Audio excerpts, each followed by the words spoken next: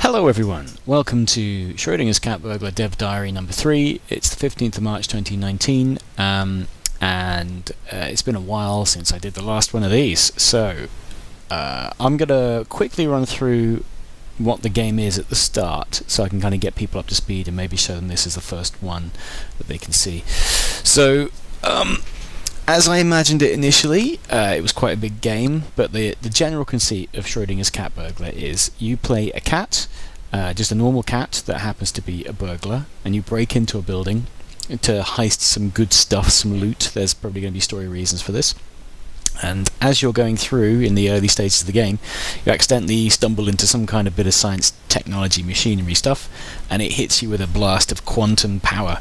And at that point, you become quantum split. You become two. Well, you're still one cat, but you are entangled in such a way that you can be in two places at once. And you use this new ability to your own ill-gotten ends and continue to heist. Essentially is the way to sum it up. It's essentially a heisting game where the player is one cat that can be in two places at once, and if one of the cats is being observed, the other cat is theoretical, and then the theoretical cat can do things without being seen. That kind of is how that's the kind of rough description of it. And when I first thought of the game, it was going to be a heisting game. It was like, okay, we'll have guards, we'll have patrols, we'll have all this sort of stuff. That's quite a big thing to be working on in your own way. And so I decided then I was thinking more about like what the kind of game should be. Puzzles definitely lent themselves to it. So I started to think about, okay, what kind of puzzles could there be in the world? And at that point I was thinking, okay, so the main game is heisting, there'll be puzzle bits, and you can go through those and that will give you story progression or something. But as I thought about it more, I realised that actually I should probably just be focusing on the puzzle aspect for right now, for at least for the prototype, which is the stage I'm at. And then think about heisting stuff later on, maybe for expanding the game out or stretch goals or whatever. So, if for that reason, this is kind of like introductory puzzle stuff. I've also been playing things like Baba Is You and the Talos Principle and Portal and the Swapper and stuff, just to get a flavour of how puzzle games work, and watching things like Game Maker's Toolkit, which is a very good video about puzzle design. And so yeah, so what I've been doing in the short time I've been working on contract animation and stuff, which has really cut down on my time to work on the game, so I've been doing a lot of thinking and not so much actual production. But I've been able to get some time here and there, and I've put in some new functionality. So one example being this big red volume that the cat starts off in. This is a quantum affector zone, and it changes the cat's abilities. In essence, this is probably something that would just be storyline driven, and it would be a gating mechanic or something. So you'd start off the game with no quantum powers at all, which is what this red volume has done to the cat. And then at some point in the game you get hit with powers, and then you are able to split and fuse and do all this sort of stuff. But yeah, for now I'm just using it as a kind of a gating mechanic to sort of get you to do different puzzles at different stages. And yeah, so these puzzles are basically tutorials time. They're just like, okay, how does the world work? And it's simple, straightforward stuff. You stand on a pressure pad, the pressure pad opens a door, you run through the door, you're no longer on the pressure pad, the door shuts behind you. I've put in coins as a goal for the mechanics, but they don't really fit the world theme. And I've also made it so that when you get to the goal of the puzzle, the chamber unlocks and everything means you can just get back out the way you came in with ease. So that's all good. We've also got heavy objects and buttons. This is a staple of puzzle games. You know, essentially it's like cubes in Portal and stuff. You have to put, either you can stand on a button or you can put something on the button. And then that's how that works. So very simple stuff. Cameras in my game, cameras can link into other contraptions. So if a camera sees you, it could feasibly shut a door, it could open a door, it could just power something up or power it down. And equally, pressure pads can power cameras up or down. So if you stand on this pressure pad, it turns the camera off, which means that door is open because it can't see you. But if you run over to it, the door shuts because the power is back in because you've got off the pressure pad. So you can use this mug and drop it on that pad, and it means that the camera will stay off and the door will stay open, which is great. But now you can't get back out because this pressure pad opens this door and you can't get through it before it shuts. So you just have to go and use the mug again on this pad. It's a simple. Oh, it doesn't matter. I made it through anyway. I've got a bug with the code, which means that sometimes you'll drop an object, and then as you're running away, you immediately pick it up again.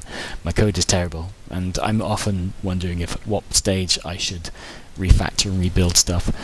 I think I'll just struggle on as best I can while I'm prototyping things until I'm very happy with how the game feels, and then I can rebuild it. So here we go.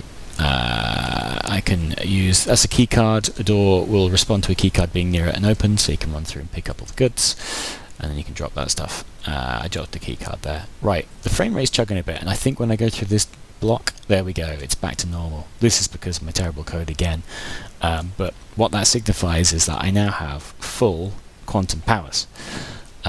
Which means I can press the split fuse button and I will split, and now I'm two cats, or rather I am one cat in two places. This is the majority of the games where I think the fun will be had with the game, is you'll have this kind of like superpower. You can control them both at once. You can kind of swap between which cat the main stick is controlling, the left stick, and which means that left stick controls this cat, I tap a button and now it controls this cat. So for adept players they can control both at the same time.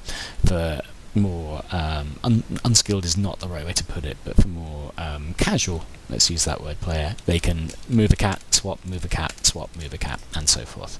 I'll try to make sure there's not too many like tight puzzles based on timing, which means you're going to have to move them both at the same time. They might just be reserved for higher end players or something, but anyway, that's bye-bye. And you can remote fuse, so the ideal in the game is that if you have a cat that's split like this and you run them together, they will fuse together. Essentially, when they're spatially connected, you can pull them apart, or you can run them together, and then they'll be back to being one cat again. I haven't actually got that code in yet. You just have to fuse together, and you can do that from a distance, which is remote fusing, as I call it. And I've made it so that there are some areas in the game, like this, which don't let you be a fused cat. Actually, what they're going to do in the final game is mean that you can't remote fuse. So if you run in here as one cat, that's fine. But if you split, you can't then fuse cat A to cat B, which otherwise you could circumvent a lot of puzzles. This is like one of the situations where you need to have that ability, because this button opens the door, which means you can get a cat through, but then you can't pick up these coins unless you're being observed, and you don't count as being observed if you're split into two places unless a camera is looking at you. If you're a fused cat, you're observed by default, you're in one place. But in this situation, you will need to be either there'd have to be a camera looking at those coins, which means you could pick it up as a plausible cat, which will become observed, or you just have to fuse together. And as you can tell, the flooring means you can't fuse the bottom cat to the top cat. However, I stand on this button, it turns off the flooring power, which means that now I can fuse my cats together, which means I can pick up the coins because they're now observed, and the puzzle is solved. And also, the big thing about how this works, like I was saying about observation, when you are in two places at once, if one cat is being observed, that is where the cat is in space. That is the observed cat. Because as I've taken quantum physics to mean, I've kind of cut and run with the physics for this for very much gameplay reasons. I've kind of just taken the bits I like the sound of and not cared too much about what actually happens.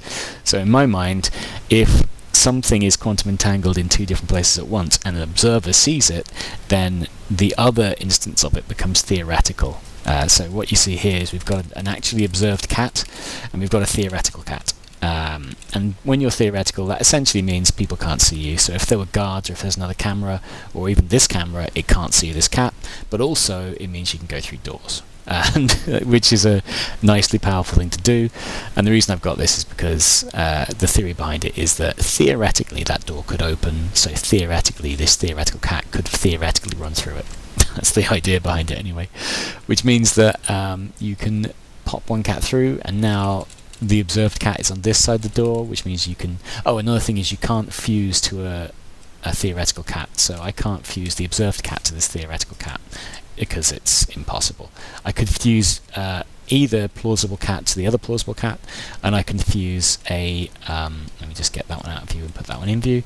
I can fuse a theoretical cat to an observed cat, but I can't do the other way around, and that's how you solve this puzzle. You basically get both cats. You get one cat through, and then you fuse them together, and then you're observed and all's good. And then we have quantum sharing. So another conceit of this game, and something to keep in mind, is that, as I said earlier, you're not two cats. This isn't two different cats. This is the same cat in two different places. So it means that if cat A stands on the button, which allows cat B to get into this room, but cat B, which is in this room, picks up the mug, cat A also has that mug, because cat A is cat B. So the upshot of this basically is that, as you can see, standing on this button opens the two doors in the chamber. I need to work on visuals because the doors are difficult to tell when they open and close. I need to do like a light or something on them, but basically standing on it opens both doors, not standing on it closes both doors. And in this puzzle, if I just put it back to what I kind of imagine the starting thing could be. You realise that let me fuse and... Oh, that's weird. You can't fuse. You realise that you can't get through this door, but this button opens it. And you realise that you can split your cat and run it through. And then this cat is now a theoretical cat that can come in as well. And you can have both cats in this room, and that's fine. But you can't fuse them unless you stand next to each other and do a proper fuse. This door won't open. Don't worry about me picking up the coins. Again, my bad programming. Which makes you wonder what you can do about that. And if you split your cat and run the shadow cat through here and stand out of view, you realise that standing on that button opens both doors, not just the one. So you realise, okay, I can just have one cat standing on the button and the other cat can run in and get them. Of course, this cat is not being observed, it's only plausible, which means it can't pick up the coins. So you either have to have an observer see you pick up the coins, which is impossible in this room. The camera here is blocked by a wall, so it can't see you picking this stuff up. Or you fuse your cats, but this flooring means you can't fuse together. So you feel like you're in an impasse. What this is trying to teach you is that once you've picked up the mug that was on the floor here, the other cat has it and can drop it on that button. Because there's no way for this cat to get out of this room right now. It can't go through this door using quantum powers because it's being observed, and it can't fuse because it's a remote fuse and it's not allowed. But it can, through object sharing, drop the mug on that pad, which is what I've just done. And now I can run this cat through the door, and they can fuse together, not from a distance but by proximity, and now it's an observed cat and it can pick up the coins, and that is the puzzle solved. So this is one that I think I spent a lot of time trying to work out what kind of puzzles should be and how this one should flow. At one point I had theoretical cat-proof flooring here, which you'll see in the next chamber, which I don't think it actually needed, so this is quite a refined object sharing puzzle. But yeah, there's a lot of headaching and backing and forthing on puzzles.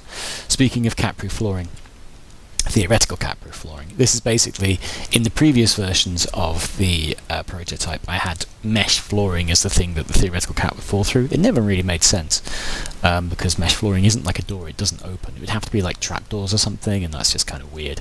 So I've decided to go more scientific-y and make it into cat-proof flooring.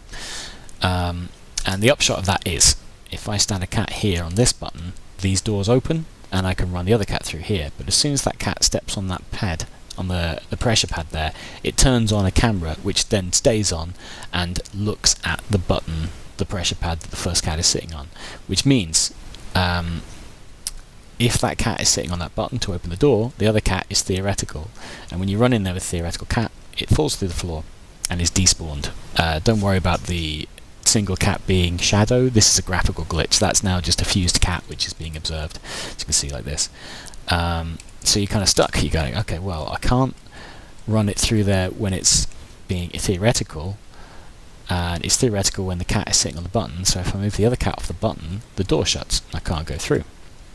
The solution again involves a mug. You can just, using quantum object sharing, drop the mug on that pressure pad, run the cats together, fuse them, and then go and pick up the objects. But that's another various thing of just one of the mechanics that the game will throw at you.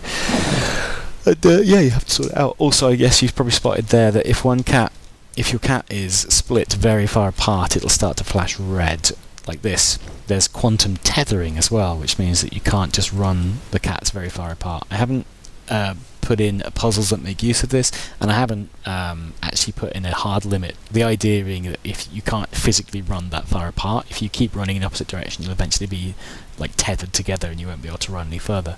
I haven't programmed that. Currently you can just run as far as you want and you just flash red. But yeah. That's more stuff to do. Basically, I want to get to the point where I've kind of proven out that these mechanics are compelling and interesting before I like rebuild the game and rewrite the code and stuff and make it so it actually works correctly. I feel like I'm there. I feel like all these kind of puzzles have shown the scope, the possibilities. For a long time, that I felt like I was really worried about it because it felt like the game was too free and you could do anything you wanted. Like, you know, you could just remote fuse and stuff. But then putting in the remote fuse inhibitor fields, the orange fields, changed a lot of that. It made it so that there actually is like challenge again. Because I'm kind of loath to take out remote fusing, because that for me is one of the most powerful things in the game. It's like it gives you power over the world. And it would be a shame to lose it, but it's hard to make puzzles when you have that power. Anyway, so this chamber is another straightforward puzzle. Really, essentially, when you come into the room, you realise that the coins are here behind the door, and you can't get through the door. And splitting doesn't help because that's another thing as well. You can't actually split. This is split-proof flooring. I don't know why the cat's gone grey. Let me just put the cats back together again. But you shouldn't, when the code is properly written, you will not be able to split your cat. If you are split and you run into this room, you get fused. You get fused into one cat. So you go, okay, so fair enough, how do I do this? And you find this pad, and if you stand on it, you realise it turns off that inhibitor field, but it also turns on a camera. And if you run into the camera, that means that the cat that was in view of the camera has become observed, the cat that was sitting on the button has become theoretical, and the flooring around the button is theoretical proof, which means that that cat gets despawned, and the button turns off, and the no split flooring comes back into effect. Anyway, and that's not good. So you basically have to try and work out how to get one of your cats from this side of the room to the other side of the room and then fuse them back together.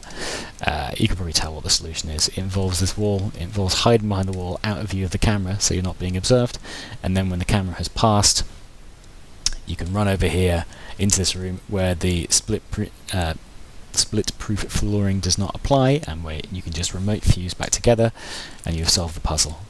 So yeah, this is a number of different puzzles. I'm not entirely sure quite how compelling they are. I'm going to have to do playtesting and stuff.